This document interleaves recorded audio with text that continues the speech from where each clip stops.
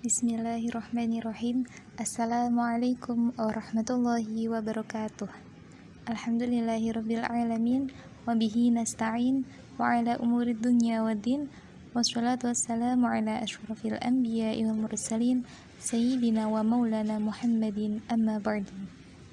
Yang saya hormati Bapak dosen Agus Imam Kharomen selaku dosen pengampu mata kuliah ilmu usul fikih, dan tak lupa teman-teman kelas IATB 3 yang saya sayangi dan saya banggakan.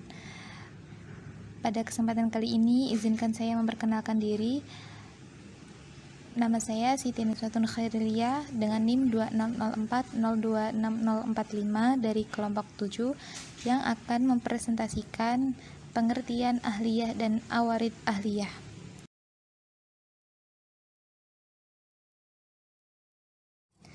Baik, langsung saja yang pertama yakni pengertian ahliyah. Secara harfiah atau etimologi, ahliyah berarti kecakapan menangani suatu urusan. Misalnya, orang yang memiliki kemampuan dalam suatu bidang, maka ia dianggap ahli untuk menangani bidang tersebut. Adapun arti ahliyah secara terminologi, menurut para ahli usul fikih, yakni suatu sifat yang dimiliki seseorang yang dijadikan ukuran oleh syari' untuk menentukan seseorang telah cakap dikenai tuntutan syara'. Nah, dari kedua definisi tersebut dapat kita pahami bersama bahwa ahliyah adalah sifat yang menunjukkan bahwa seseorang telah sempurna jasmani dan akalnya, sehingga seluruh tindakannya dapat dinilai oleh syara'. Kemudian orang yang telah mempunyai sifat tersebut dianggap telah sah melakukan suatu tindakan hukum. Contohnya seperti transaksi yang bersifat menerima hak dari orang lain. Kemudian juga dengan begitu jual belinya atau hibahnya dan lain-lain itu dianggap sah. Kemudian seseorang itu juga telah dianggap mampu untuk menerima tanggung jawab lain. Contohnya seperti nikah, nafkah, dan menjadi saksi.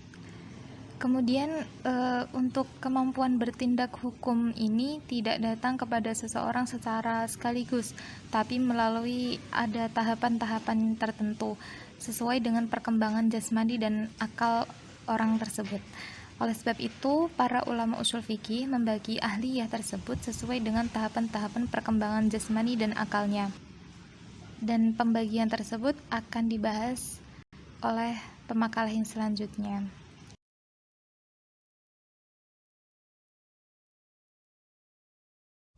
Pembahasan selanjutnya yakni awarid ahliyah. Pengertian awarid ahliyah adalah penghalang atau faktor-faktor penyebab seseorang berkurang bahkan hilang kecakapan bertindaknya. Ketika membicarakan subjek hukum, maka ada di antara syarat subjek hukum adalah kecakapan untuk memikul tuntutan atau beban yang disebut dengan ahliyah tadi. Nah, di antaranya itu ada kecakapan menerima hukum dan juga kecakapan bertindak melaksanakan hukum. Kecakapan menerima hukum itu berlaku untuk setiap orang dalam kapasitasnya sebagai manusia. Hal ini berarti bahwa setiap manusia adalah cakap menerima hukum. Oleh karena itu, tidak satu pun yang dapat mempengaruhi kecakapannya untuk menerima hukum. Sedangkan kecakapan bertindak tidak berlaku untuk semua orang. Kecakapan ini dibatasi oleh syarat-syarat tertentu. Dalam hal ini adalah balik dan berakal. Apabila seseorang sudah mencapai umur dewasa yang menurut biasanya diiringi dengan kemampuan akal, maka dinyatakan cakap untuk melaksanakan hukum atau biasa kita sebut dalam fikih itu mukallaf. Nah, dalam konteks awarid ahliyah ini, dalam perjalanan hidup seseorang itu yang telah memenuhi syarat untuk menerima beban taklif. Kadang-kadang seseorang itu terdapat sesuatu yang menyebabkan dalam keadaan tertentu orang itu tidak dapat melaksanakan beban hukum, baik disebabkan oleh sesuatu yang timbul dari dirinya sendiri maupun dari luar dirinya. Nah, hal-hal yang menyebabkan berkurangnya atau hilangnya kecakapan dalam diri seseorang, baik berasal dari dirinya sendiri atau dari luar, itu yang disebut awarid ahliyah atau penghalang kecakapan.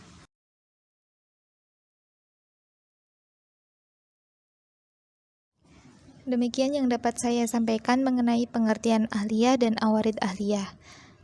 Terima kasih atas perhatiannya. Mohon maaf apabila masih terdapat kekurangan dan kesalahan. Wabillahi taufiq wal hidayah. Wassalamualaikum warahmatullahi wabarakatuh.